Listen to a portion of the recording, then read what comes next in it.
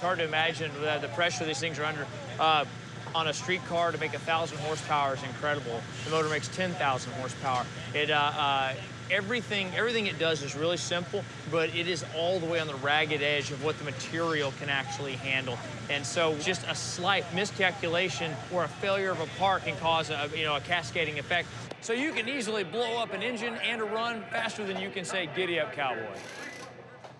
This right here was an example of that, but the damage was fairly minimal. I only saw one cylinder go out, and they said they actually lost number 2 and then number 7 cylinder. And when you tear it down, they're tearing the entire motor down. They're going to keep this motor. They're going to inspect the crank on it, make sure that whenever it went out, that the failure of the cylinder didn't destroy the crank. It doesn't look like it did, and the cylinder looks fine. But on the head gasket, there's an indication that there might have been damage to the head. And when we look at it, we actually see that the porcelain is broke in it. And the porcelain around it, we want to make sure that it doesn't damage the head, the valves on it, because if we have a bad valve, we're going to change the head on it, which we do have spares.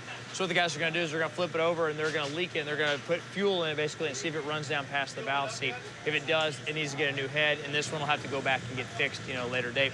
But we can see the damage in there, but none of them are catastrophic. They'll make another pass today. In fact, while, in a street car, this would be a massive problem. But today, we're just going to fix the things, throw it back together, and make another run.